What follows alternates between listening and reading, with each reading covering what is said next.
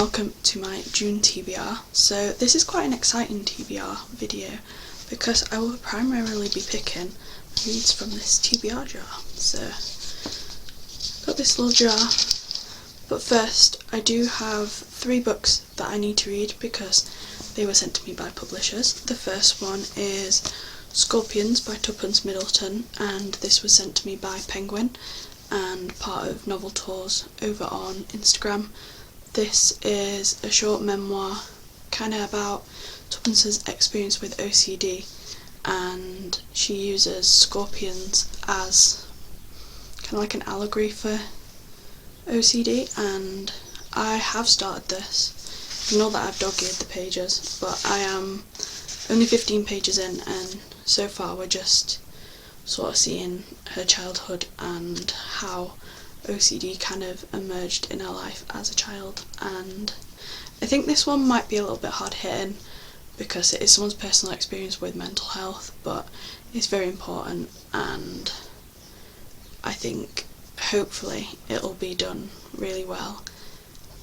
And yeah, so keep an eye out on my Instagram for a proper full review of this. I have to review this by June the 4th, I think, which is in 4 days, so not too bad, as it is only 100 or so pages.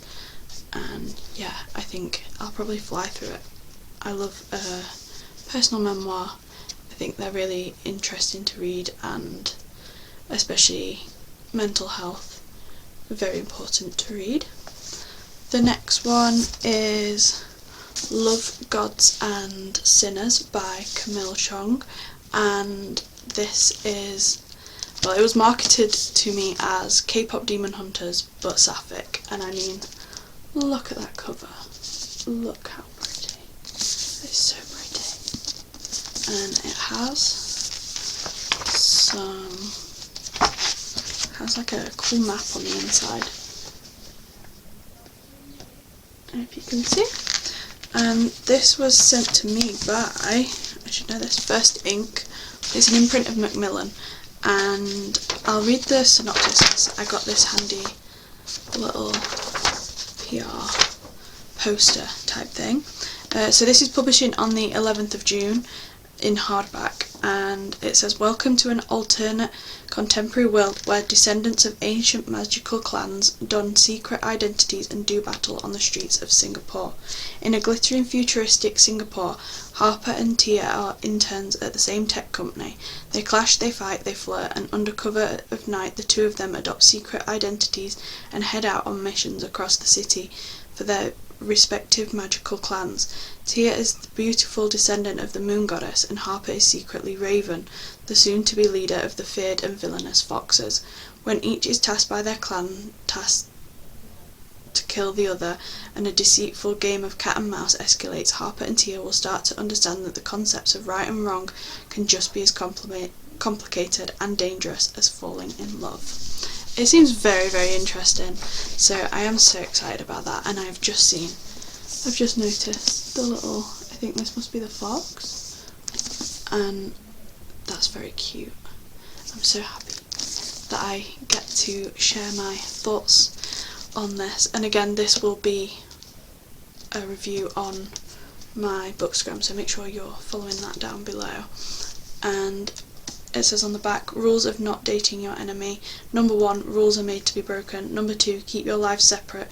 Don't live or work together. Number 3, if you can't imagine life without them, you're already screwed. Oh, I'm so excited for this. I think I will read that as soon as I've finished with Scorpions. And finally, I also got sent a political non-fiction called This Is Fascism, A Wake-Up Call by Rosen Smits, and I don't know too much about this. Atlantic Books reached out to me, and I think they saw my review of Minority Rules by Ash Sakar, and I really enjoyed that book, and it has some similar themes, so obviously anti-fascism, political non-fiction, and on the back it says fascism hollows out democracies from within. It starts with language, not tanks, with democratic elections, not a coup. It's given free rein by those who think it can't happen here until it does, because this is how it works. This is fascism. I find the way that fascism grows very interesting, very scary, very interesting, and yeah, as a history graduate, I think this will be very interesting. This is another one that I'll pop a review up on my Instagram, but I don't believe I have a time frame for this because they just sent me a finished copy, I think. Keep an eye out for that if you're interested in political non-fiction. So that's the planned reads sorted for this month. But without further ado, we've got the TBR jar. So I do have some written rules for this because I'm nothing if not a rule follower. So the TBR jar key, I made a little key for myself there. So each kind of decorated paper corresponds to a genre. So we've got romantasy, romance, sci-fi, non-fiction, horror or thriller, and a litfic or classic. And the rules I've given to myself is I'm allowed to DNF a book if I'm not enjoying it, because life is too short to read books that we don't enjoy. I'm allowed one swap if I pull a book, so say I pull a big chunky book that I just know I'm not gonna vibe with this month. However, I can swap it, but if I swap it I have to read the other one, so there's a bit of risk there, a bit of gambling. If I pick a series, the slip will have the whole series name and I have to read that whole series. I think we're on, it says at the beginning I started on 114 books at the end of April. I'm not quite sure where we're at, but I think we're at about 105 with the way that I've hauled and unhauled and read through my shelves. So my shelves are this shelf and there's one below, and they're all the books that I haven't read yet, and I think I have a few series that are higher up on different shelves, but I will show you that when we get to them. So without further ado, we'll give it a good shake and get picking. I'm gonna try not look. Ooh. Okay. I have already got non-fic this month, but that is a non-fic pick, and it says Great and Horrible News. Ooh, I've been wanting to read this. I've been very excited for this one. Let me get it off the shelf. So this is Great and Horrible News by Blessing Adams, and this is about murder and mayhem in early modern England, or early modern Britain, sorry, and it's very like true crime but in the early modern period, and I just think it'll be really fun. I love the early modern period. I think it's my favourite period, and just having that kind of gross true crime aspect to it as well will be really exciting. So it's not too long, it is about just under 300 pages, so it shouldn't be too bad. I might struggle with having 2 non-fictions this month, but I don't think I'm going to swap it out. I think I will keep with it, especially since this one is so short. We'll add that one to the pile. I think I'm going to pull maybe 3 from the TBR jar, because I have been averaging at around 10 books a month, but I've got those 3 already on my TBR, and I want to give myself some room for some mood picks, so I will pick up the jar and pick some more. Ooh. So I actually don't know what this is. Oh, is this Litfic Classic? It's got little strawberries on. Yeah, little strawberries. Ooh. In Memoriam. In Memoriam by Alice Wynne. This is I think a historical fiction about 2 men during World War II. A friend recommended this to me when we were out book shopping, and she said it made her cry, so I guess we're in for some tears. Oh, it's World War One. Sorry. It says, it was only because Gaunt knew he might die that he could be so reckless as to kiss him.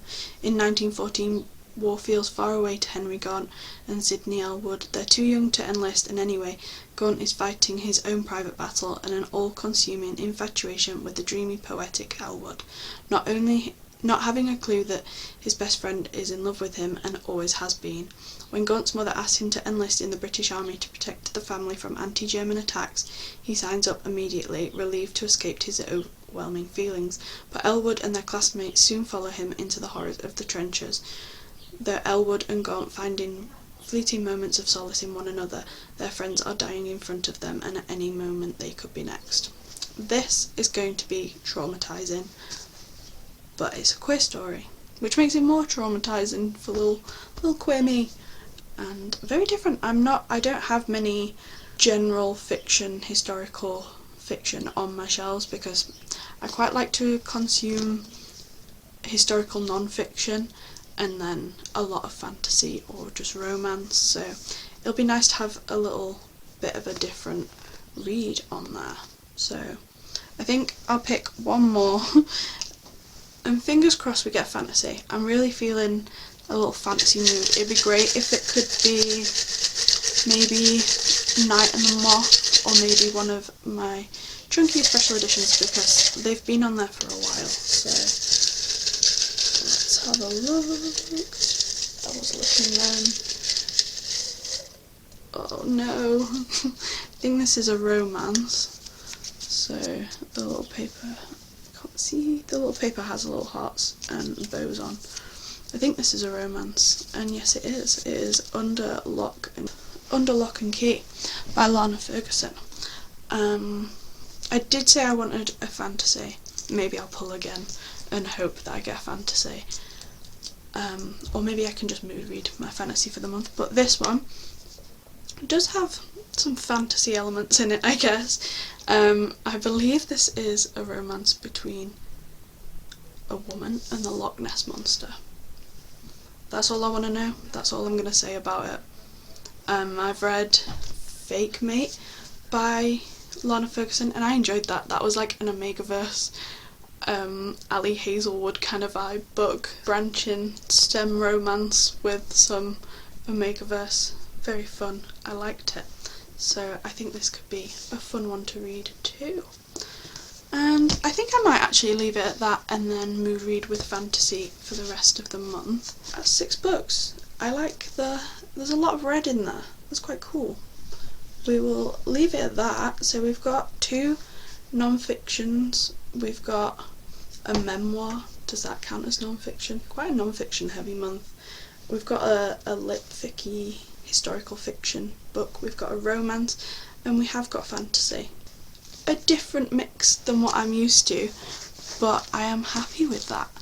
And yeah, that is everything I have to say for this video. What's on your June TBR? Let me know down below. Don't forget to give this video a like if you liked it and subscribe if you want to see more. But I'll see you in the next one. Bye!